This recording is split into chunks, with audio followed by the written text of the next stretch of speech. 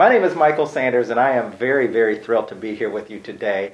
I'm in southern Florida. It's 88 degrees. I'm really having a bathing suit on, but James was good enough to kind of paint this little outfit on me to look presentable to you guys. But I think that training is so much more fun when you are having a good time and more effective when you're learning and things like that. So, a couple things about me. This is my 25th year working with children and families, and I am very, very excited to have been doing this work for 25 years.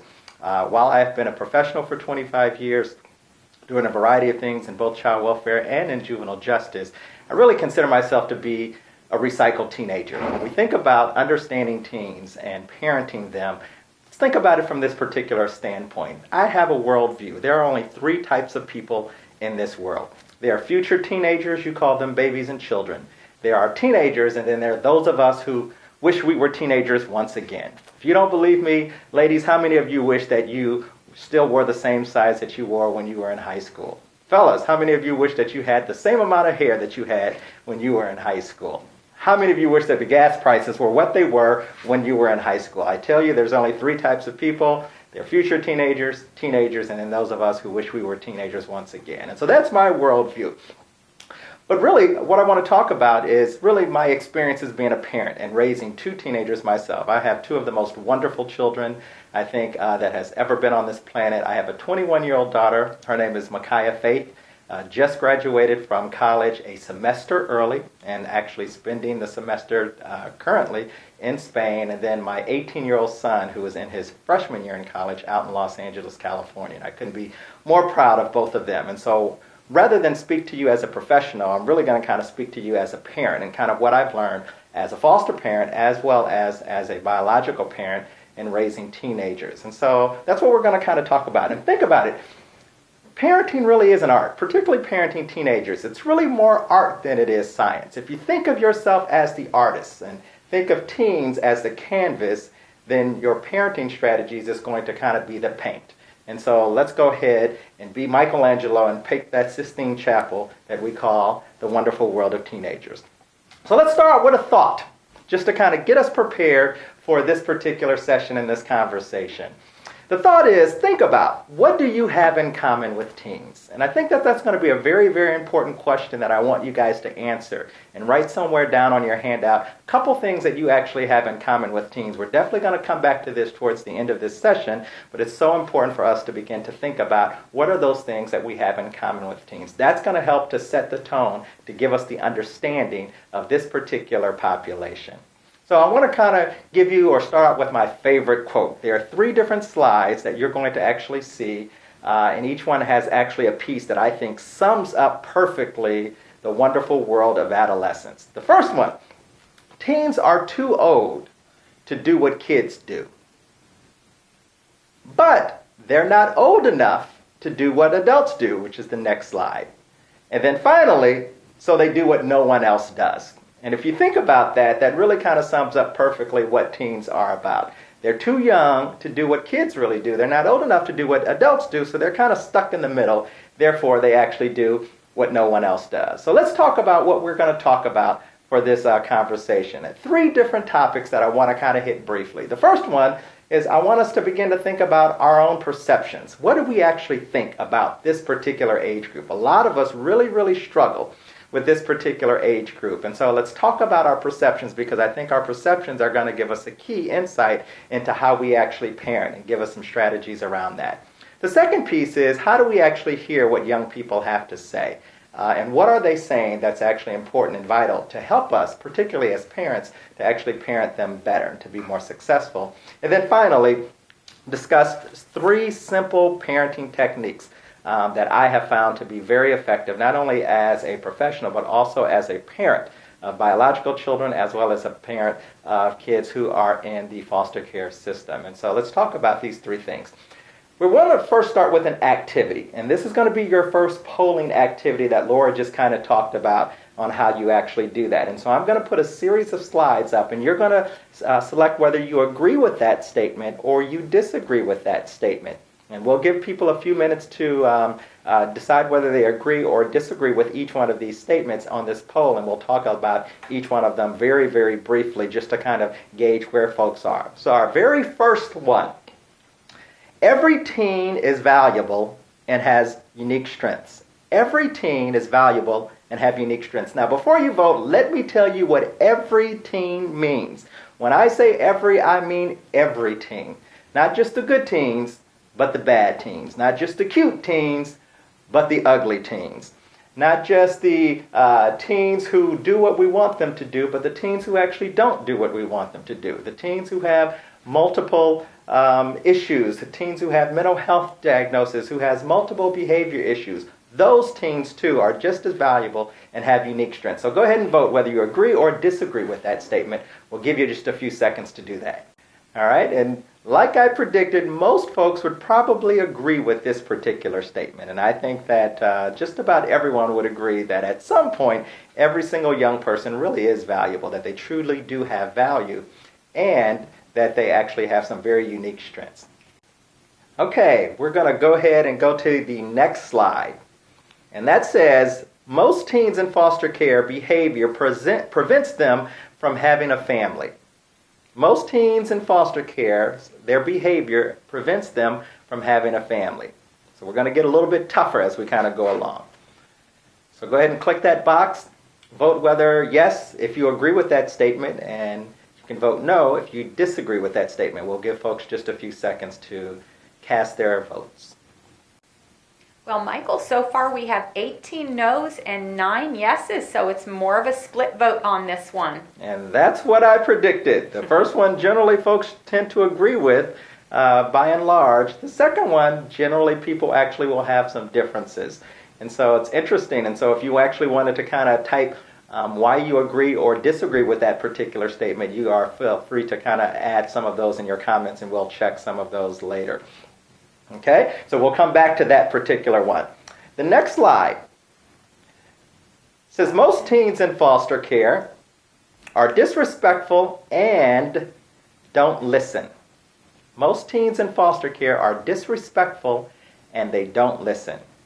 Go ahead and check yes if you agree with that statement. Check no if you disagree with that statement. All right, what is our poll saying? So far we're split in yes and no. Okay, split down the middle, even with folks who agree with that statement, half agree, and currently half disagree with that particular statement. Very interesting. Okay, let's go to the next slide. It says teens need the same respect that we give adults. This should be interesting right here. Teens need the same respect that we give adults. Well, it's almost a unanimous yes in this one. Okay, the majority of folks actually agree with that particular statement. Just a couple of folks disagree with that statement. Okay, the next one says teens should be allowed to make their own decisions. Teenagers should be allowed to make their own decisions. Click yes if you agree with the statement, no if you disagree with the statement. See how people feel about teens making their own decisions. All right, Laura, where are we so far? Well, slightly more saying no, they should not be allowed to. Okay, all right. So still a good number say yes, but more leaning towards no. Okay, so more of you disagree with that statement, and a few of you actually agree with that particular statement. We have just 2 more that we actually want to poll you on. The next one. Teens in foster care cannot be trusted. Teenagers who are in foster care cannot be trusted. Yes, if you agree with that statement. No, if you disagree with that statement. All right, Laura, how many folks agree versus disagree? The majority of them are voting no. Okay, majority of folks disagree, but there are still a few folks who actually agree with that statement that teens in foster care cannot be trusted. All right, let's go to our very last poll for this particular segment. It says youth in foster care really do not want a family. Youth in foster care really do not want a family. Pick yes if you agree with that statement, no if you disagree with that statement. We know that many states across the country have been trying to find families for teenagers in foster care. There's been a big recruitment push in all 50 states for that. So let's see if we think that teens actually really want a family or not. So mark yes if you agree with the statement, no if you disagree with the statement. Well, it is a unanimous disagreement. Unanimous disagreement. Oh, wait, we have one agree. Oh. One agree. All right, one person agrees with it, but the variety of folks, or the majority of folks actually disagree with that statement that youth in foster care do not actually want a family. So let's talk about this. And so while we are thinking about the polls that you actually took, the real purpose of this was really to kind of think about this concept called perception. How do we actually view teens, particularly teens who are actually in the foster care system? So there are a couple things that I want you to think about our perception. Our perceptions are so incredibly strong, and they're powerful to the point that we've created sayings. Think about it. You finish it. Seeing is believing. What you see is what you get. And that's not necessarily always true. Our perception is actually a very interesting phenomenon. There was a study that was done by Harvard University several years ago. And when I read the study, I didn't believe it. I could not believe that this was actually true because it seemed so simple, but I couldn't believe that people responded like that. What the study did was they actually took some yellow Jell-O, generally lemon. Pineapple has a very specific scent, so it works a lot better with lemon. So take lemon Jell-O, and they add food coloring to it. They make some of the Jell-O red, they make some purple, they make some green, and they keep some yellow, and they give it out to people, and they ask them what they tasted. The people with the red Jell-O, what do you think they say they tasted? Cherry. The people with the green Jell-O, what do you think they say they tasted? Lime. People with the purple Jell-O, what do you think they tasted? They said they tasted grape. Now it's interesting because you and I both know that all food coloring does is change the color of food, but it does nothing at all to the taste. And so when they were asked what they tasted based on what they actually saw and perceived that Jell-O to actually be. And when they told them the information, that all we did was add food coloring to it. And so we really didn't change the taste at all. They asked them to taste it a second time. 85% of the people with the red Jell-O said they tasted cherry. 85% of the people with the green Jell-O said they tasted lime. 85% of the people with the purple Jell-O said they tasted grape. And we all know again that even the second time they still tasted lemon, but their sights were so powerful, and that's how powerful perceptions are. Let me give you an example of a story of how powerful our perceptions can be as an adult when it comes to working with young people. There was a particular school that had this classroom of young people, and they were really, really tough. Tough kids, so tough that they actually went through 6 teachers in one semester. And the principal was at his wit's end. He didn't know what to do. Every single teacher quit because this class of kids were just so difficult to handle. They couldn't get them to learn. They couldn't get them to behave. They couldn't get them to focus. They couldn't do anything. The principal was at his wit's end. So he finally decided to call an ex-teacher who had just retired, I think the year before, maybe a couple of years ago, who had been a really, really good teacher, and called her out of retirement and said, "Can you please come? Give me a semester, work with these kids, because I can't get a teacher to actually stay more than 2 or 3 weeks." And so the teacher said, "Well, sure, I'll come on. I've kind of been bored, been at home, so I'll come and I'll teach this class for you for this second semester. I'll be happy to kind of do it." And so the very first day as she was in the class, she started reading off the roll, to take attendance. And she said, "Shannon Abbott," and she saw 132 by their name, and Scotty Brooks, and 135 by their name, and Christian Laettner, and she saw all of these kids and all these numbers by their name. And so she went on and began teaching. The first day actually went very well. The second day was even better. That first week, the principal came and was surprised that she wasn't ready to quit, but she had a smile on her face and was very excited. Not only did she get through that first week, but she got through that first semester, that second semester. Not only did she get through that semester, but what she actually did was, not only did she handle the children's behavior, but every single one of those children learned, and they actually improved, and they actually passed the class and was ready to actually go on to the next grade. The principal could not believe it. He had to know what her secret was. What in the world did you do to get these kids? Remember, there were 6 teachers before you. And she said it was very simple. She said, "I looked at their names and I looked at their IQ scores and knew that they were all geniuses, so I knew that this was going to be a breeze, that this class was going to be one of the easiest classes that I ever taught. And he said, well, where did you get their IQ numbers? And she said, well, they're right here next to their names. And the principal looked at her and said, ma'am, those weren't their IQ scores. Those were their locker numbers. But she thought that they were smart, so she treated them like they were smart. What if those other teachers assumed that they were bad, and so they actually treated like they were bad? And so this next slide actually really kind of shows us how important and how valuable our perception is. The way you see a young person ultimately is going to be the way that you treat them. And the way that you treat them is the way they're going to become. If you want to change a young person's behavior, oftentimes they simply behave by what they actually get given to them. You change what's given to them, you'll change their behavior. All right? So when we change our attitude and our perception of them, first, that begins to change our behavior towards them. When we change our behavior towards them, that actually changes their behavior towards us. And so our perceptions are incredibly powerful. And so we want to make sure that we perceive young people as who they are. You know, as young people who are filled with strength and hope and gifts and talents and the ability to actually become someone and someone great. Okay? So there's 7 myths. We're going to move on to the next piece, which really kind of talks about the 7 myths that we as parents have when it comes to raising teenagers. And I found these out to be true myself. And so the very first myth is, you cannot be friends with your teenager. A lot of us believe that you cannot be friends with the teenager or your own teenager. And I don't think there's anything further from the truth. Think about it. What really is a friend? What is a true friend? Isn't a friend the person that really wants the best for you? Doesn't a parent want the best for their children? Isn't a friend, a true friend, the person that will actually go to the end of the world for that person? Isn't that what a parent would do for their own child? Isn't a friend the person that will tell them the truth when nobody else will tell them the truth? Isn't that what a parent will do? It's actually very interesting. You really can be a parent and be a friend.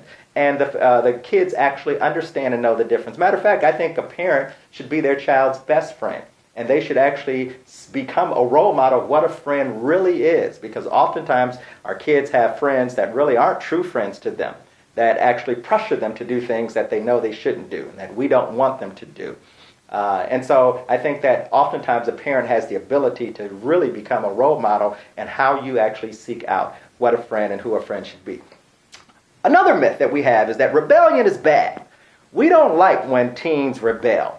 When Erik Erikson, who actually was a sociologist, says that rebellion is not only good, but it's natural, it's normal, he even said that it's healthy, which is actually a very, very interesting thing because it helps young people to take risk. And what we want young people to have the ability to do is take risks, because just like you and I, at some point, we want our children to grow up and to move out of our house. And if they don't take risks, then they never move out of the house.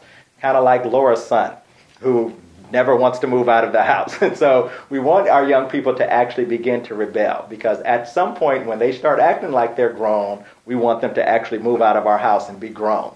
I always tell my kids that you're not grown until you're gone on your own and don't need a loan. All right? The next myth is simply this. Teens don't want adult involvement. Teens don't want adult involvement. That's not true either. If you think about it, sometimes teens have a problem with their own parents. And parent-child conflict can actually cause that. But that doesn't mean that they don't want a teacher or a coach or their friends' parents involved. Think about when you were a teenager. How many of you actually would prefer to actually live with your friends' parents or stay all night at your friend's house more than you actually wanted to stay all night at your own, because your friends' parents treated you differently than your own parents actually did? So it wasn't that you didn't want adult involvement. You may not have wanted your parents' involvement because of the conflict, and oftentimes how parents don't realize that the parenting strategy or approach should be different once your child actually reaches adolescence. And so we have some struggles when it kind of comes to that. The very next one is teens, their needs and their wants are very, very different. I think that's a myth as well. If you actually go to your first set of handouts, actually there was a Gallup poll that was done by many teenagers across the country, and they asked teenagers, what is it that you really, really want, particularly from your parents and other adults that are important in your life? And they came up with 7 things that they actually want It's interesting because when you look at these things that teenagers say that they want, it's also the things that many adults believe that they actually need. The very first one is trust. They want their families to trust them. They want to actually be trusted, and that's going to be so important for our young people, is to have that trust. The second thing is they want love, and not just any kind of love, but they actually wanted unconditional love. They want to be loved even when they don't do the things that we want them to do, even when they mess up or make a mistake, even when they act bad. That's when they actually need love the most. And so they want unconditional love. The third thing they said they needed was security, or that they wanted security. They want to actually feel that they are safe and secure, which I think is very important, particularly for young people who are in foster care. While this Gallup poll wasn't made specifically about kids who are in foster care, I think that it meets the same types of needs that kids in foster care, and this one particularly, feeling like they are secure, that they actually have a place that they can call home, that they're not just there temporarily, that the foster parent isn't going to call the social worker to kick them out just because they didn't clean the dishes or they didn't clean their room or they came in late and broke curfew and some of those other types of things. And so they feel like they want to be safe and secure. The fourth thing that they say they wanted is a sense of purpose. And I think that many of us as adults think that young people need to have a sense of purpose just as much as they actually want to have a sense of purpose. So that's going to be critical. The fifth thing is to be heard and to be understood. Teens said that I want my family to actually hear me, to understand me as a person. A lot of times as parents, we don't understand our kids. We don't actually listen to them. And they said that I want to actually be heard and understood. The sixth thing they said they needed is to be valued and appreciated within the context of their own family. Doesn't everybody want to be appreciated? Doesn't everybody want to feel like they actually are valued and they are important and they add value to that particular family unit? Young people said they want the same thing, and I believe they need it as well. And then the last one is supported. They feel that they need unconditional support from their family.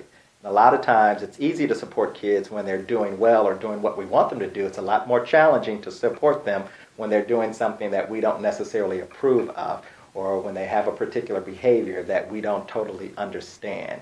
And so they want to feel like they're actually supported. And so when you think about what teens say they wanted, those 7 things we believe as adults that teens need, just like we believe they actually want them. All right, so that's another myth. Their wants and their needs pretty much are the same thing. All right, the next piece, the next myth is music and television are poor teachers. I think that the media actually provides a wonderful opportunity for us as parents to have wonderful discussions about a lot of very, very serious topics and a lot of very serious issues that young people will face during their adolescence. And I think that whether we agree with the music, whether we agree with the media or not, it actually provides us a wonderful opportunity to kind of sit down and have conversations. With both of my children, while they watch a lot of stuff that doesn't impress me, that I don't actually like to necessarily watch or is not my favorite shows, there are a lot of things that we actually watch together and we talk about because it actually it becomes a wonderful ground to begin to have discussions and conversations about all of the things that they're facing in life and that they are experiencing or going to be experiencing. A couple other myths that we find. Youth today have very little in common with youth of the past. And I think that's one of the biggest myths. If you just remember when you were a teenager, I think that there is a lot of things that you had in common with these teens today. My guess is that if I could look through your television screen and ask you the question, how many of you have ever lied to your parents when you were a teenager? How many of you ever used profanity when you were a teenager? How many of you ever skipped school when you were a teenager?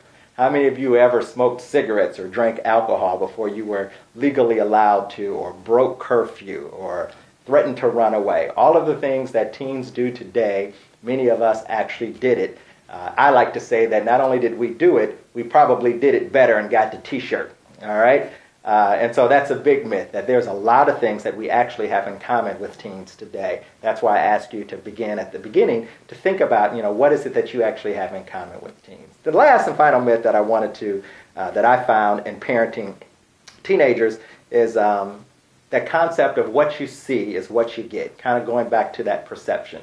There's a lot of teenagers that are much more layered than just the outward appearance. You can't judge a book by its cover, even though we try with teens. There have been teens, as a foster parent, that's come into my house that looked very, very rough, but they were the sweetest kids. They were kids who looked very, very sweet, but they were some of the most difficult and challenging kids because of the trauma that they've actually been through. And so what you see is not necessarily actually what you get when it comes to a young person. And so we have to be very, very cautious and careful with our perceptions and what we think, and kind of judging young people by what they actually look like, because they are like an onion, generally many different layers that actually come to them. Okay? All right, so we kind of started with that piece to kind of talk about really what our perceptions are and hear what young people actually had to say as far as what they want from parents and their family and those types of things. And now I want to spend the rest of our time with 3 very simple parenting strategies that I have found to be effective, that I have used with kids in my home, both biological and kids who had come from the system. And so it's going to be very simple, and a lot of you are going to begin to think like, wow, that's pretty easy. But I promise you, if you do these 3 things and you do them consistently, then it will change not only how you view teens, but it's also going to give you that artistic view of teens being that canvas, these strategies kind of being that paint, and you being that artist that will actually help to build teens into what you want them to be and what they actually want to become. All right, so let's do some work. Let's talk about the art. What is the art? There are 3 simple things. The first one is simply you have to understand adolescent development. And that is a big, big thing. Why do you need to understand adolescent development? Because simply, development gives us a roadmap of what we can expect for teens to actually do, because it's the normal thing that generally happens. When we think about that concept or that term development, what does it actually really mean? In simplicity, development simply means the way that we grow, the process in which we actually grow. And we grow in at least 4 or 5 or 6 different areas. We grow physically. We grow cognitively, or the way that we think. We grow socially and emotionally. We grow spiritually. And so there are different ways or different departments of this thing that we actually call growth. I like the way Muhammad Ali said it. He actually put it very simple in a quote. He actually was able to sum up in one simple quote what it took a professor an entire semester to actually teach. Simply says that a person who views the world at 50 the same way they did at 20 has wasted the last 30 years of their life. In other words, how you view the world as a teenager is going to be very, very different than how you view the world as an adult or a middle-aged person or an older person, because your experiences are actually going to change. So let's talk a little bit more about what this development is, how it actually looks for this particular population. So when we think about development, there are many things that actually impact, that make development look different. Not bad, just simply different. Think about this. Gender can actually make development look different. If you think about it, some differences between males and females. True, difference in how they grow, difference in how they think, not only physically grow, but how they think, emotions, how they share their emotions, socially, how they socialize. There's difference in how males and females will actually grow. And so gender will actually make it different. Not only that, but birth order. Whether you are the oldest child or the youngest child or the dreaded Marsha Brady, the middle child, or Jan Brady rather, the middle child. So birth order will actually make development look different. Not bad, just simply different. There are things like where you grew up, whether you grew up in a rural area or an urban area or a suburban area, how things are taught to you, and your development is actually going to actually look different. Kids who grow up in New York City, for instance, is going to be very different than a kid who grows up in Tulsa, Oklahoma. Those messages are going to be very different, and so their development is going to be impacted by their environment and their society. Again, not bad. One's not better or worse. It's just going to be different. But there are some things that's actually going to interrupt development, that's going to make it look bad. And those are the kids that we actually have to deal with in our foster care system. Abuse and neglect and sexual victimization, separation from their family, moving from home to home or placement to placement. All of those things are going to disrupt and to interrupt this concept that we actually call development. And so they're not going to develop in a very normal process or normalized process. Matter of fact, it's going to actually, once the abuse and neglect begins to happen, it's going to stop development. Development is going to stop generally at that point because of the trauma that they've actually experienced or they are experiencing. And even once the trauma stops, it is going to take a while for development to kind of kick back in to high gear. And so what many of you who parented teens have probably seen is you probably had a kid who's 17 years old on the outside, but a whole lot younger on the inside. You may have had a teen girl who's physically looks like she's 17, but emotionally feels like she's 12. You may have a kid who may be a 16-year-old boy, but only thinks like a 10-year-old boy. And so all of these things are going to actually be different. Your chronological age is going to be very different oftentimes from their developmental age because of the traumatization that they've experienced by being in our system. And so if you think about that, one of the biggest mistakes that we make as parents and caregivers is that we parent children based on their chronological age. He's 17. My 17-year-old did this, this, and this by the time he was 17, so I'm going to expect this kid from foster care who wasn't raised like my child to do this, this, and this by the time he's 17 too. And that's one of the biggest mistakes that's made because now our expectations for them are too high. And we're not going to be able to, they're not going to be able to kind of keep up with our expectations. They're going to get frustrated because they don't think like a 17-year-old. They don't feel like a 17-year-old. They don't socialize like a 17-year-old, even though they may physically look like a 17-year-old because their body doesn't stop growing, but their mind stops growing. Their emotions stop growing. Their social skills stop growing and doesn't pick up until they get into a place where it's safe and they can actually feel comfortable. But when it picks up where it left off. It doesn't pick up where they are at that particular moment. And so always remember, as a caregiver, your first job is to assess where this kid is developmentally. I know that he or she is 15, 16, 17, 18 years old because that's when they were born.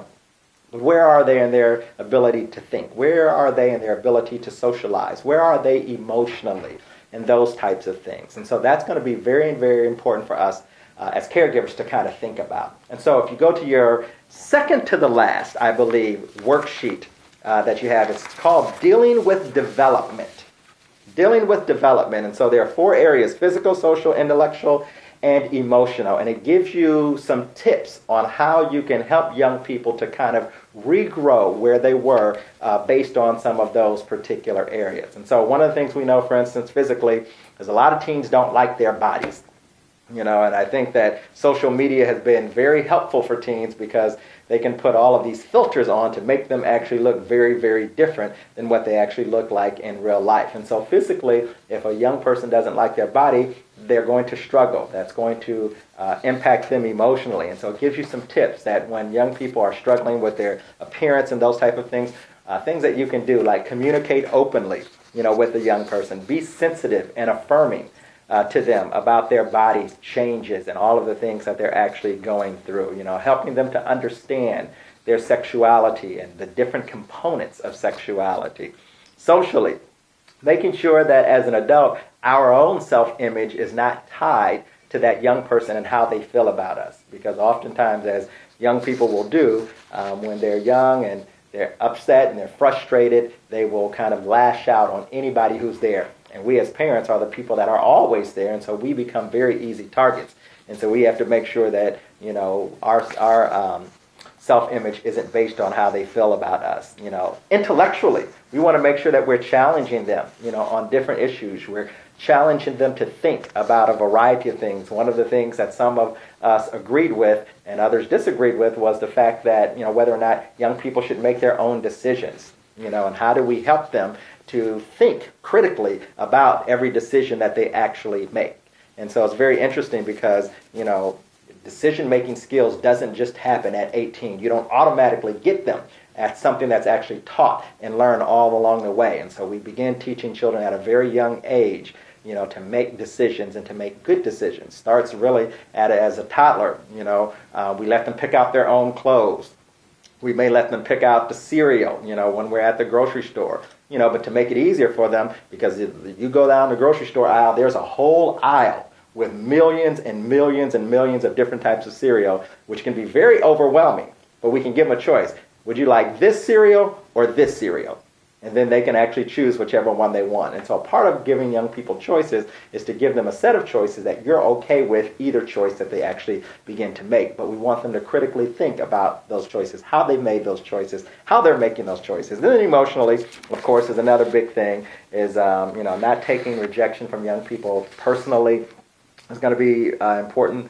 And then making sure that we treat teens' emotions as important. I think that's one of the biggest ones, which was very difficult and challenging for me. I remember when my daughter was going through, adolescence, and she was in high school, and she had all of the drama of the cheerleading team and the drama of friends who, didn't like her today, but liked her the day before, and who the boy who she liked, called her one day but didn't call her another day, and just all of the emotions that went kind of with that, And my first thought was, there are so many more important things in the world than whether or not this boy who you're not even going to remember, 4 or 5 years from now after you graduate and go to college, not even going to remember his name. Whether, this fight that you had with the cheerleading team, it's not going to make any difference, when you become 21. None of that kind of stuff is going to matter. And so I didn't want to spend any emotional energy. But one of the biggest lessons that I've learned is to take their emotions seriously, because it is very serious to them.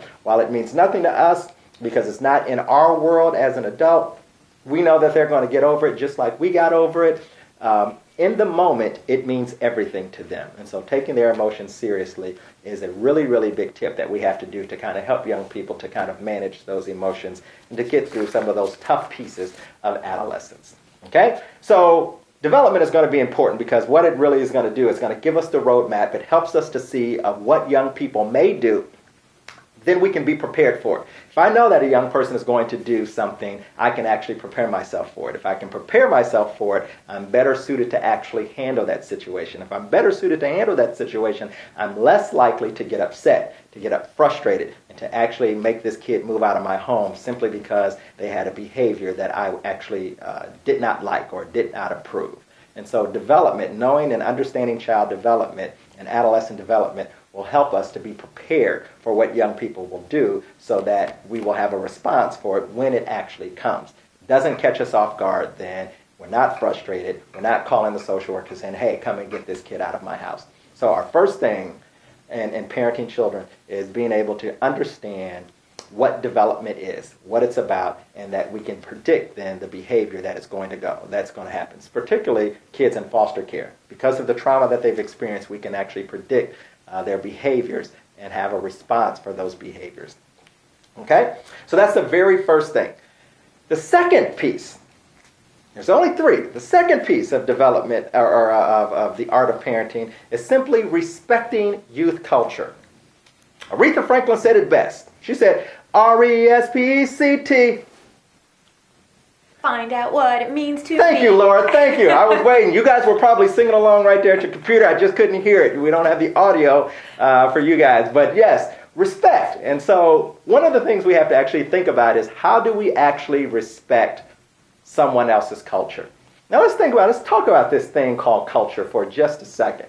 If you think about culture, it's actually made up of a lot of different things. And while race and gender, sexual orientation, national origin may impact culture, it's not culture. It's not what culture is actually made up of. And if you think about culture, culture is basically the rules that we actually live by. The rules that we actually live by. And so culture is this phenomenon that has a bunch of things that impacts, everything from what we believe, our values, our codes of conduct, how we behave. It impacts what we eat. It impacts rules and what we believe around meal times, who should eat and where they should eat, and what you should do before you eat, and can you eat at the table, can you eat in front of the TV, can you eat in your room. All of those rules and all those things make up culture. And there are many, many different cultures in our country and in our world that we actually believe in. Youth culture is something that's actually very interesting, because youth actually have their own set of beliefs about a lot of things about the world. And so I want us to begin to kind of think about this. So we're going to do another poll just to kind of remind us, a part of us helping to understand youth culture is to remember when we were a teenager ourselves. And so my guess is that if you are still living, at some point in time, you were a teenager. Okay?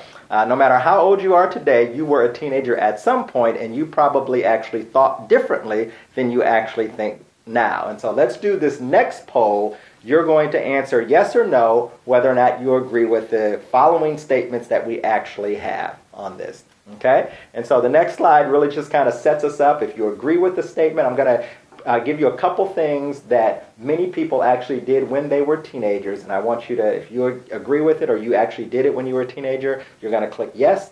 If you didn't do it, then you're actually going to actually click no if it does not apply to you. All right, so the very first one is, if you liked different type of music than your parents did when you were a teenager, click yes. If you like the exact same type of music that your parents did growing up, I want you to go ahead and click no. And so we'll give people a few seconds to kind of respond to this and see where folks are. All right? Laura, where are we? Well, the majority is a yes. Okay, so most of us liked different types of music. And so think about the generation where you grew up or that you kind of came of age as an adolescent. And think about the music, whatever it was at that time, and whether your parents liked, appreciated, or approved of that particular musical genre at the time. One of the things that, many of us grew up where rock and roll became very, very important. You remember Elvis Presley, don't you? I remember that, back in the day, they would not even show his hips. Kind of like James won't show my hips today because I have on shorts and flip-flops. But they wouldn't show his hips because the way he would twist his hips, they felt that if they showed him on TV, some of you women would have gotten pregnant right there through the TV screen. So, and your parents hated that. They didn't want to listen to that, because it was different than their type of music, And so every generation has a music that actually has defined that generation and has been the musical score, if you will, for that particular generation. And for this generation, for a lot of kids, hip-hop has actually become very, very important. That has crossed racial and gender, sexual orientation lines and things like that. And a lot of young people actually listen to, hip-hop. A lot of older people actually don't listen to hip-hop. Maybe that could be one of the webinars. I actually do a few classes that focus, around hip-hop, helping people to kind of understand that particular genre of music. But the music is very important to young people, and so oftentimes there may be a place where we can actually come together around that. All right, the very next one. If you dressed differently than your parents dressed when you were a teenager, click yes. If you dressed the same as your parents, click no. You may not have had any friends when you went to high school if you dressed like your parents dressed. I'm not sure. All right. Well, we have a unanimous yes. Unanimous yes. Exactly what I thought. And whatever the style was of that day, that's, as adolescents, we wanted to actually do that. We wanted to dress like that. Why? Because we wanted to fit in. We wanted to have friends. We wanted to be in the cool group. We wanted our peers to like us and to accept us. And that was one of the ways that they actually did it. And so we dressed differently. Sometimes our parents didn't like the way we dressed. I hear stories of ladies who would go out of the house looking one way, and by the time they got to school, they looked a totally different way. Some of you ladies couldn't wear makeup because your parents didn't approve of it. They thought that it was bad and that it made you look like a loose woman or a woman of the night. But once you got to school, the first thing you did was went to the bathroom and you put that makeup on. And before you left school, you took the makeup off. And some of you probably forgot a couple times to take it off before you actually went home. Your parents caught you or something like that. And so looking at the styles, today, while I don't know any adult who really likes it, a lot of kids will sag their pants and those things like that. And so their underwear is showing. And so a lot of us feel that that's very disrespectful and we kind of hate that. But it's a part of the style, and it's a part of, the different culture that young people are kind of being into. What I found out is like a lot of young people buy underwear that's very expensive. I remember buying underwear, and still today, that if it doesn't come 3 in a pack wrapped in some cellophane, then I'm not buying it. But they buy individual underwear with somebody's name on it that costs up to $30, $40 a pair for one pair. I'm not paying more than $9.99 for 3 pairs, all right? But if I had on a pair of underwear that cost $30, I would want you to see it too. I can tell you that much. But how we kind of dress is going to define. That's a part of young people culture. The next one. If your style of communication was different than your parents', how you talk, the phrases and the terms that were popular were different than your parents' generation. If you agree with that statement, click yes. If you disagree, click no. Communication is one of those things that's a part of culture that's very important. Again, almost a unanimous yes. Almost a unanimous yes. We have one no. We have one person who talked just like their parents. Who are you? We want to know who you are. No, I'm joking. But if you think about it, communication is very different today than it was. Think about how your parents, had conversations with you. A lot of times it was over the dinner table. A lot of times it was kind of sitting down and let's have a talk or a conversation. And teens today are very different. They're very mobile. They do a lot more stuff that sometimes dinner for the entire family isn't possible at the same time. But it doesn't mean that we actually can't still communicate. We have now social media. Kids will be in the same house and text each other versus actually, speaking to each other. I found my kids on the same couch right next to each other, texting each other as opposed to actually talking. But that has become their form of kind of communication. And one of the things that I found is that instead of looking at social media and technology as a bad thing, is how can we as parents to begin to embrace it? And so now I think I am on just about every social media medium now at this point. Snapchat is one of the things that I use to kind of parent my children. I travel a lot for my job. My children, both of them are away at school. And so we use that to actually communicate. You can take a picture, and write a little saying or question or something like that and send it to them, and the picture will only last for up to 10 seconds. And I've learned to kind of parent. When my son first went off to a boarding school, I would Snapchat him every morning, either while I was on a plane or in a hotel. And remember one time he said, "Where are you?" And so I Snapchatted and I said, "I'm in the first state."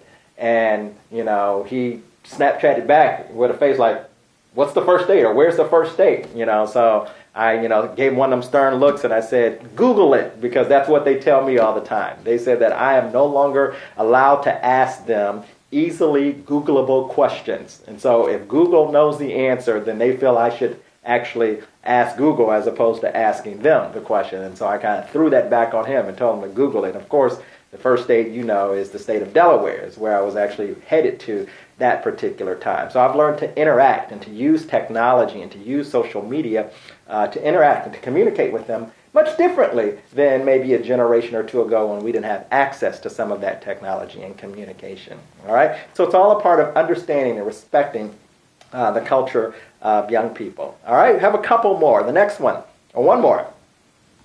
If your parents did not like your friends, click yes.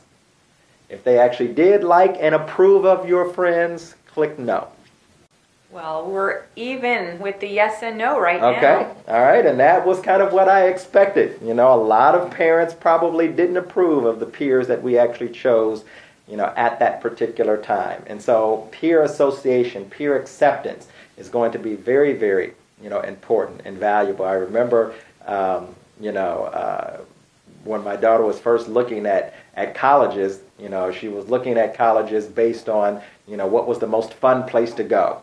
Where was the most fun place to be, the college that had the most parties and, those types of things, and where her friends wanted to go, as opposed to looking at who she was, what she wanted to major in, who had the best course of study in those particular areas. And so she really kind of wanted to follow her friends, which is very, very common. It's a part of that adolescent development. We understand that. We know that. And so we can actually deal with it a lot differently. All right? So it's not surprising to do that. All right? So when we kind of go back to our 3 keys, our 3 pieces of art that really makes these parenting strategies work. The first one is understanding adolescent development. The second one is simply respecting, understanding youth culture, and beginning to figure out how we can actually fit in to some of that culture while maintaining, our own culture as well. The last one is to simply develop relationships with young people. And I think this is the linchpin right here. If you think about it this way, relationships are essential.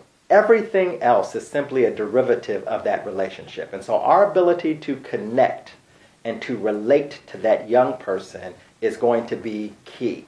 And so I wanted to think about and talk about how do we actually connect with young people. I have found, seven, actually I just really added an eighth one. I found 8 ways that are sure ways that we can actually connect and build relationships with young people. And so let's go through these 8 ways of building relationships with young people. I hope you've been thinking about some of the questions that you guys have that you wanted to ask, because we'll do some question and answers after we actually talk about this. And so let's look at what are these 8 ways that we can actually begin to develop relationships with young people. Remembering that relationships are essential. Everything else is a derivative of a relationship.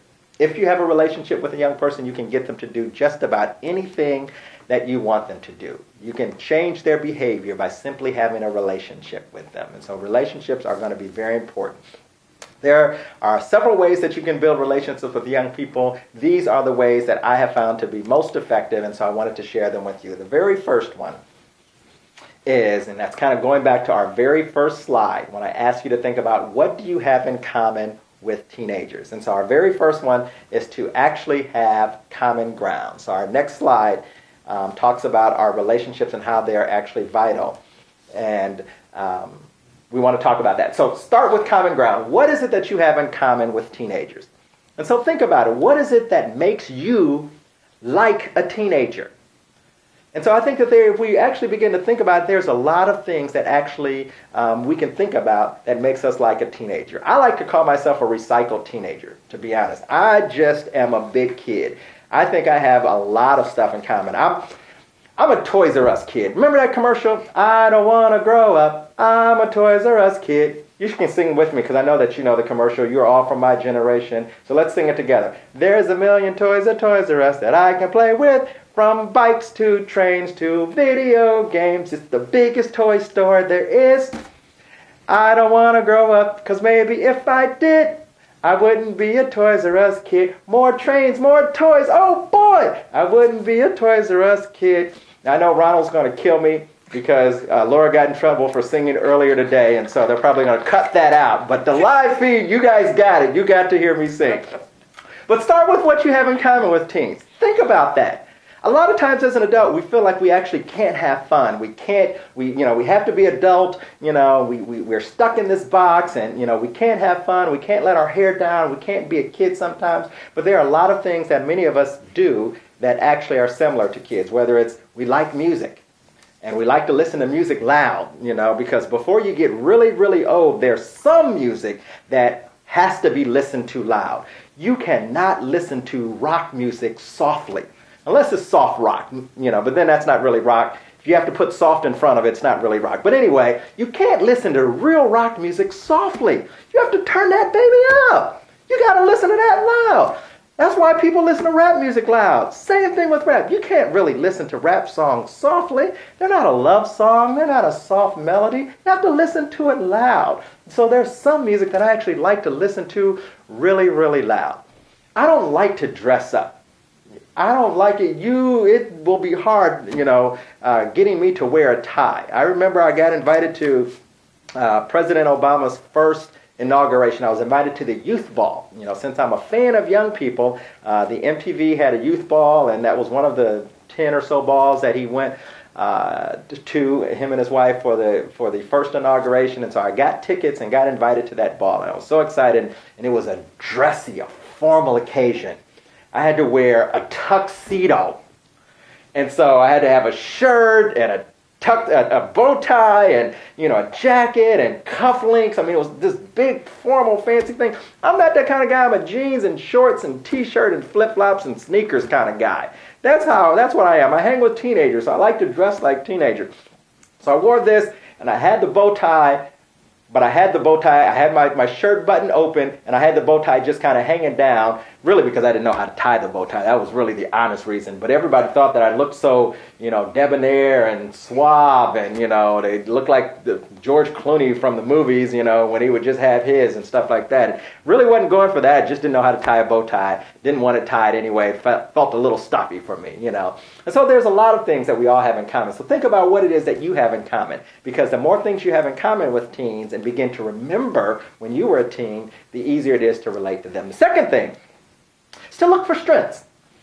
So easy to look for the deficits or to catch kids being bad. When's the last time you caught a kid being good and actually told him or her that they were actually good? See, a lot of times the key or the secret is looking for the strengths. Andrew Carnegie, who was the first great industrialist of the 20th century back in the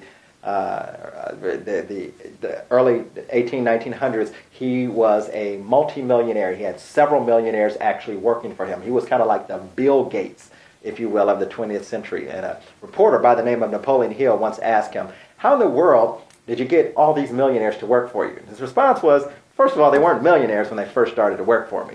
He said, well, how did you develop them to the point where they were worth paying millions of dollars? He said, well, it's easy.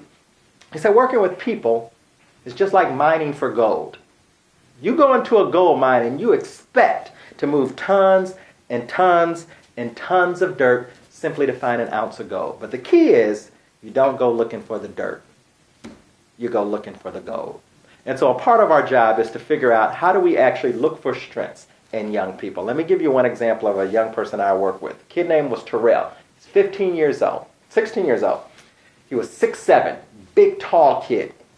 And it was a voluntary protective service case. What had happened was him and his mom lived in a duplex, south side of Chicago. They got in fights all the time. The person next door would always call the police. The police were tired of coming out, so they gave him an ultimatum. Either somebody's going to jail or you're going to work with Children's Services. So they decided to work with Children's Services. I got the case. I went, and so one of my things is, let me see what I have in common with Terrell, this kid, 6'7". And so I began to believe, I was like, I love playing basketball. I grew up playing basketball, and so I figured Terrell would like playing basketball. He's 6'7", of course he would like playing basketball. Well, I was wrong. Can't assume. Can't judge a book by its cover. Didn't I tell you that earlier? That was one of the lessons that I learned. What you see is not necessarily what you get. Terrell not only did not like basketball, but he could not play a lick of basketball at all. He was so uncoordinated, and when you're tall and uncoordinated, it's just not a good mix. And so I figured I had to find something else in common. But Terrell began to, talk about, so I figured, if I can get him in school, because the last time he'd been to school, he was actually in the 7th grade. He hadn't even finished the 7th grade. He dropped out of school about 2 years ago. He wasn't old enough to really drop out of school. So first thing I was like, I can get him to school. So I got him enrolled in school. By the time I got back to my desk, the principal had called. He had already left. I'm steaming. I went directly to his house, and this is why I love teenagers, because they're not the smartest people all the time. I knocked on the door, and Terrell opened the door. And I was like, Terrell, what are you doing here? He was like, what? Like he didn't even know. I was like, dude, you're supposed to be in school. I just dropped you off at school. And he was like, oh, I didn't want to go. I was like, why don't you want to go to school? And he said, well, why should I go to school? Well, because you're asking dumb questions like that. So you can get an education, become a productive member of society. And then he started asking me questions. He said, well, did you go to school? I said, yeah, I went to school. What school did you go to? I told him what school I went to, what college I went to, what I majored in. Then he asked me how much money I made. Now, he knew it wasn't none of his business how much money I made. He's 6'7". I looked up to him. I was like, Terrell, it ain't none of your business. I'm a grown man. 6'7". So eventually I was like, you know what? I think I'm going to tell him, because I was proud. This was my first job where I did not have an hourly wage. I had a salary. Now, go with me. This is 25 years ago. So I proudly stuck out my chest. I said, Terrell, I make $18,750 a year, plus benefits. Now, and he kind of giggled at me. I was like, what you laughing at? And he said, well, would you like to know how much money I made? And I was like, no, because I might have to start doing what you do. Quick story is that Terrell actually sold drugs. And he did actually pretty decent at actually selling drugs. And I was like, well, tell me a little bit about this selling drugs. He said, first of all, you don't make a lot of money when you first start selling drugs. So what do you mean? He said, because you have to flip your money. You buy the product, you sell the product, and then you flip it to buy more products. So if I can make $200 tonight, I don't go out and buy gold chains and clothes and things like that, I buy more product. So why? He said, because that $200 tonight can actually turn into $350 tomorrow night. I said, that makes sense. He said, not only that, but you can't sell drugs in just any neighborhood. I said, what do you mean? He said, well, where do you live? I said, well, what do you mean where I live? And he said, well, where do you live? I said, west suburb. He said, where? And I said, do you want to know my address? How about I just know where you live and we can meet at your house? He said, no, I just want to know. So I kind of told him, and he said, well, I couldn't sell, for instance, drugs in your neighborhood. I said, why? He said, because nobody wants them there, was his thought. That's called supply and demand. I didn't learn that until Econ 100. Dr. Goldberg's class, Terrell wasn't in that class because he hadn't even graduated from high school. In the college I went to, you had to at least graduate from high school. But he knew about that. He said, not only that, he said, I can't sell drugs where there's a lot of other people selling drugs. I said, why is that? He said, because of competition will drive the price down. Another concept I learned, Econ 100, my freshman year in college, that Terrell hadn't been to. And I began to think, as he began to tell me this 40-minute story, is that Terrell is really not a dumb kid. He's really a smart kid. Every social worker looked at him and said, bad, because he sells drugs. I was able to look at him and saw the strengths beyond that he actually had. And so we were able to use those strengths, market those strengths, get him into a program, because I felt that if you can sell drugs, the product is irrelevant. If you know how to sell, you can really sell anything. And so found out to be true, and so was able to kind of get Terrell into a special program where he won $2,500 simply to start a new business, got a business mentor, made a business plan, ended up going to college, ended up actually getting a master's degree in business administration. And so simply because I actually looked at him very differently. I looked for the strengths as opposed to looking at the weaknesses. Oftentimes for young people, their strengths are going to be camouflage. They're going to look at weaknesses. Let's look at a couple of others. Next one is show interest in their interests. Now, this is something that many of us can do. If we have a significant other, a husband, a wife, a partner, or anything like that, we oftentimes will do that for that other person. We will actually be interested, not because we're interested in the thing, we're actually interested in the person. And so we will actually show interest and support what it is that they actually do. So a young person who may want to be a rapper or something like that, you may not be interested in rap, but you're interested in that person, so you show interest in them. Let me give you an example. My daughter has been a cheerleader her whole life. From the time she was 5, she started cheering for those Pop Warner cheerleading teams. Now, no offense to any of you former cheerleaders or cheerleading coaches out there. I'm not going to say that cheerleading is stupid. I'm just going to say that it's not smart. I'm joking. I just never understood it. I've been an athlete. I've been a fan. I've never understood the purpose of cheerleading. However, when my daughter wanted to be a cheerleader, even though I wasn't interested in it, I was there at every practice. I was there at every game. I cheered for her just as hard as the parents who were cheering for their own children that were actually playing the game. She cheered her first 2 years of that Pop Warner League. They did not win one game. Proof positive that cheering does not work. I say that cheering is not even a sport. You say, but it's on ESPN. Cheering is on ESPN. They have the cheerleading competition. You know what other competitions they have on ESPN? The Scripps Spelling Bee. And you will never convince me that that's a sport either, okay? And if you don't sing the national anthem before it, then it's not really a sport. How about that? And so not only did I go to all of her events, but I remember when a movie came out, we went to see the movie twice. I paid for the family to go twice. Then I got the VHS tape. And then I got the DVD tape. I stopped it at Blu-rays, and I'm not going to get this again. But it was the craziest, the most ridiculous movie ever made. It was made about cheerleading. It was called Bring It On, about a bunch of cheerleaders. The best part of the movie is when Sparky Polanski said, cheerleaders are dancers gone retarded. That's my favorite part of the movie. So I love that. My daughter hates it, but that's my favorite part of the movie. Anyway, even though I wasn't interested in cheerleading, I was interested in my daughter.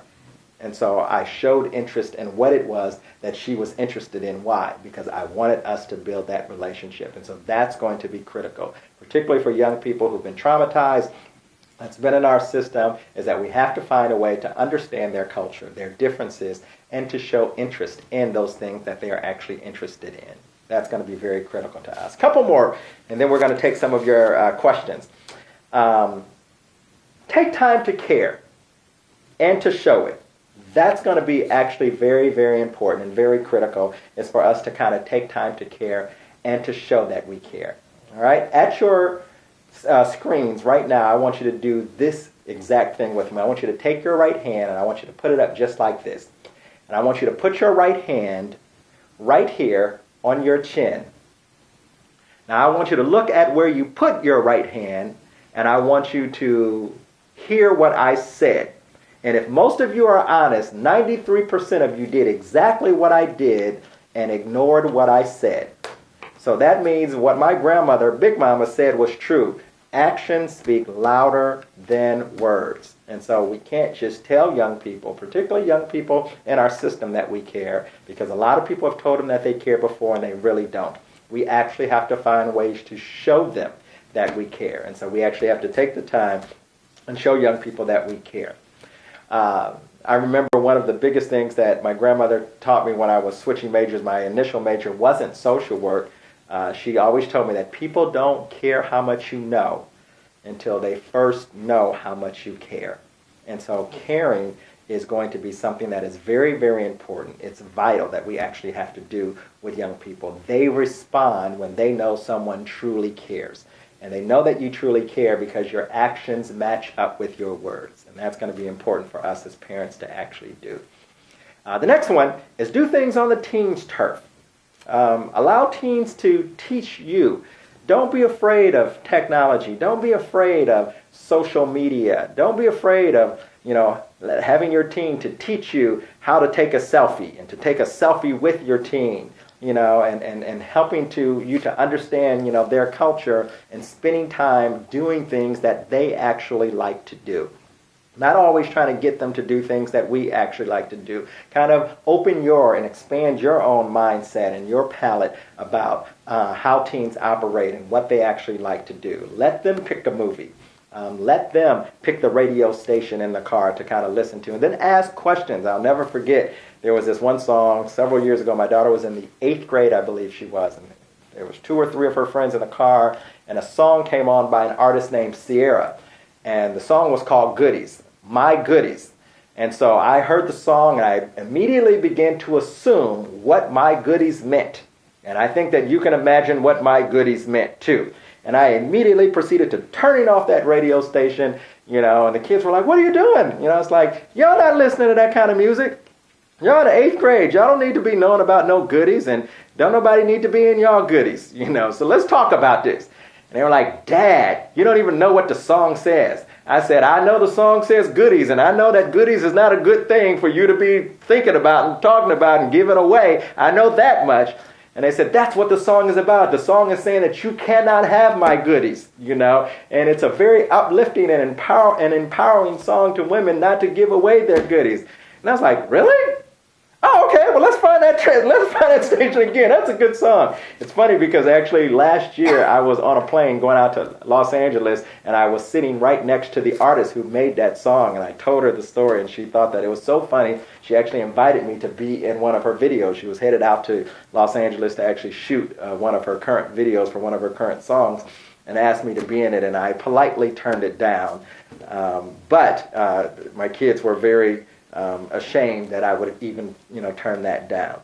But spend time on their turf. Let them teach you some stuff. It's a wonderful experience when we can kind of learn about their world and their culture and spending time doing things that they do. All right, the next one is simply spending time with young people. I understand that today everybody's busy. Everybody has jobs and everybody has meetings, and the kids have sports and soccer practice and dance rehearsal and play practice and all of those types of things, and it's very difficult and challenging to find time. Not only is the quality of time that we spend with young people important, but also the quantity of time.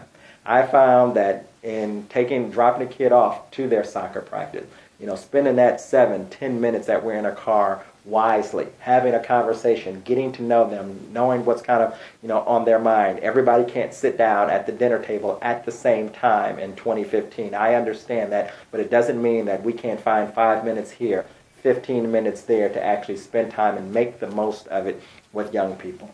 And so the more time that we spend, if you think about it, your priority, what you prioritize, you actually make time for. And so even if you have to schedule time for your kids, whether it's in the morning, whether it's, by phone, whether it's by texting, I always want kids to know that they are on my mind, that they are a priority, that I'm going to spend time. Whenever they need to talk, I've learned how to talk so teens will listen, but I've also learned how to listen so that teens will talk. So when teens are ready to talk, I put down everything. I put down the phone. I put down Facebook. I stop cooking. I stop doing whatever it is that I'm doing, working on a presentation that I have to do, and I actually spend that quality time with them, because once you spend that time with them, then they actually begin to want more. Because I want them to be prioritized, I'm always going to make time with them. So spending time. The last two are probably two of my favorite and two of the most critical or important. The first one is a big social worky word. We call it rewarding approximations. We often do that with little kids. We've learned to kind of do that with little kids where, when you had a baby and they took a first step and they fail, how many of you as parents say, see here, you're stupid, you loser, I knew that you couldn't do it, you're a failure, you'll never be anything. No, we didn't do that, but we praised the kid. We said, great job, good job, get up, let's do it again. Did we praise them because they failed? No, we praised them because they tried. And so we didn't wait till they got it all right to give them some encouragement. We encouraged them all along the way. We stopped doing that with little kids. We have to continue that, particularly with teenagers. Not wait until they get everything right, but actually doing things for them, encouraging them, praising them all along the way. And then the last one is undercommit and overproduce. If you want a kid to think that you are the greatest parent ever, is that always give them more than what you promised you would give them. That if I promise a kid that I will give them this, but I end up doing this, I undercommitted, but I overproduced. That is the most important thing that you can ever do, particularly to kids who've been let down over and over and over again in this foster care system, is that if you do more than what you said you were going to do, that is going to be worth its weight in gold for young people who are in our system and looking for someone that will love them, that will trust them, that will make them feel secure, that will hear them, that will understand them, that will support, appreciate, and value them, those 7 things that young people said they wanted, and that most of us as adults believe that they actually need. Okay? So I promise you that if you do those 3 simple things, that you will actually be one of the best artists, and you will paint one of the best pictures as young people are the canvas, and these strategies becoming the paint that help you to create a masterpiece of young people, because parenting young people is more art than it is science. All right, thank you very much. I appreciate your time. And now I am ready to interact and answer some of the questions that you guys have posed to us. Do you have any tips on identifying development age? Great question. How do you kind of identify the age of where young people are? Well, a part of it is that, many doctors' offices actually have developmental charts of where kids should actually be through their entire developmental process. Both physically, when they should be walking and crawling and, eating solid foods and all that other kind of stuff, all the way through adolescence, what that actually looks like. So some of doctor's office will actually have that. Many child welfare offices I've actually seen. I was actually just in Colorado Springs a couple of weeks ago, and I actually saw that they actually had developmental charts for different ages. And so we usually look at infants and toddlers, and then kind of school age, and then preteen, and then teenagers, and they had those charts. So a lot of child welfare offices will have access or will have some of those types of things printed. If you don't have access to any of those, you can really just actually kind of Google, what's normal development for, and you can actually put whatever age the child is in, and it will actually come up with several different things that young people how they should be feeling emotionally and processing their emotions, how they should actually be thinking, how they should be socializing, and all of those types of things. So we'll kind of give you examples. And so you can actually do that, and then you can actually kind of measure where your kid is against that. And so you may have to kind of keep going. So if the kid is 17, you may want to start out with a 17-year-old and then kind of keep going back until you kind of find the behaviors. What you also may find is that a kid may be at 4 different developmental levels in all 4 of those things. And so we talked about, the physical maturity, where their growth and development. We talked about cognitive, their thinking mentally. socially and emotionally. So they may be one emotional age, a different age socially, a different age cognitively or the way they think than they are their physical age. And so that sometimes makes it a little bit tricky because your parenting strategies has to parent them based on where they are at each one of those developmental levels. Okay, great. What do I say to a 17-year-old teen mom when she deflects away from her causing the issues to complaining to how the adults are reacting to her actions? Those are great. I love when teens kind of deflect, and it's a very natural piece, and I think a lot of us, not only teens, do that. But my usual response that always works is like, wow, it sounds like we have two things to actually discuss. One is this particular behavior, and the second is me being in your business or whatever the adult behavior that they are actually beginning to challenge. Now, where do you want to start? Because we're going to discuss both of them. Okay? And so making sure that you kind of give them an opportunity to express that, because they want to use it as a deflection, but you don't actually deflect from what the real issue is. And so we'll discuss both issues. You tell me where you'd like to start. And oftentimes that will help them to not deflect and to kind of settle down and to have that conversation that really needs to be had. Okay, and we have someone who's asking about the poll question, whether you should trust teens. Very, very good question. Should you trust teens? Teens said that they want to be trusted.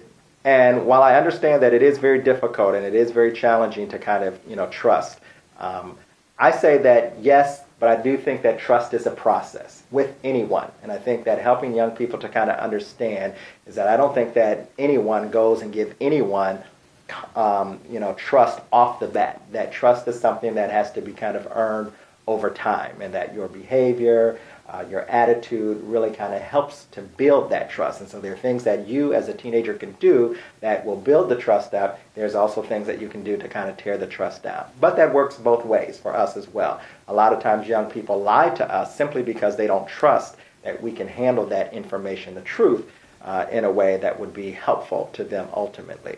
And so it really kind of goes both ways. But helping them to realize that trust is the process and that these are the steps that is necessary for me to begin to trust you. And so these are what I'm kind of looking at to kind of build that trust. Very good question. Okay, you talked about teens wanting support. How do you let them know they're supported when most of their actions are off track at the moment? That's a very good question. How do we actually let teens know that they're supported when their behaviors are off track? A part of it is kind of looking for those strengths. And so find areas of things that you actually can support. Now, I can't support you smoking marijuana, for instance, or I can't support you skipping school. However, I actually can support this particular piece that you actually are doing well. You're coming, in on time, or things like that. One of the things, the interesting thing about discipline and helping young people to kind of get on track, the whole purpose of discipline is really to kind of correct a behavior and help them to get on track and to learn a new behavior. Most people actually have a better time learning, and it's more effective when that learning is actually fun. And so when we think about, supporting young people and teaching them lessons, think about fun ways that we can actually do it, because it's not about punishing the kid. It's not about us being upset at a particular behavior, but it's really more about this kid actually learning something and what's the best way for this particular kid to learn. There are 3 different types of learners: auditory, visual, and kinesthetic. What type of learner is this particular young person, and how can I best teach him or her the message or the learning that we actually want them to actually have? So making sure that you kind of understand that piece and supporting, picking out and choosing those pieces that they are doing well that you actually can begin to support. Okay, my teen complains about how people treat her, but the adults are only dealing with her as a result of her behavior. Is that called deflecting or pushing this on adults? What do I call it and tell her when she does it? Wow, good question. I have to think about what it is that you kind of call it, I think, but one of the things that young people, one of the reasons that they do it is sometimes it is deflecting. Another theory is because they, don't totally understand, why their behavior is kind of causing this particular piece, so that cause and effect. So they may not totally understand that, because just because they're 14, 15, 16 doesn't mean that they actually totally understand some of those pieces. And so look at that developmental piece first to kind of help you to realize if she really, totally understands this versus if she is actually kind of deflecting it. I think the other thing is looking at whether or not that behavior is actually caused by adults and their behavior, and it's more of a reaction to it. So generally, young people, because of their trauma, will have a certain type of reaction. Based on that reaction, we as a system will put in more services and more people, which sometimes isn't necessarily the answer. Sometimes it is, but sometimes it actually isn't. Sometimes what we need to do is change the stimuli that young person is actually receiving will then actually change their behavior. And so in other words, when I've worked and looked at a lot of group homes and residential treatment facilities, oftentimes it was what the adults did that actually caused young people to behave or to react in a certain way. And so are they doing things because there are things that are going on in their environment that's kind of causing them to kind of react? If that's true, then you want to kind of change that stimuli. You want to kind of change what that stimuli looks like, because that will then change the reaction of the young person to that. And so remember that more people aren't always the answer. Sometimes they are, but sometimes they're actually not. I think we've got a little bit of additional information from this related to that question, because she's adding foster youth who plays games, meaning they're always trying to outsmart us with technicalities and pushing the rules, and threatens us by saying, if you tell me what to do, I am just going to do the opposite, so it doesn't matter if I do. Is this what you're saying? Yes, I think that is a part of it. And so that's kind of one of those pieces about young people, should they make their own decisions? And how can they make their own decisions? It's very interesting that most young people generally have the final say. I have one on some of the trainings that I do is the question is, youth engagement is important, but ultimately professionals should have the final say. And while a lot of professionals agree with that statement, I think that young people generally vote with their actions or behavior, whether they'll do it or not. It doesn't matter what we say.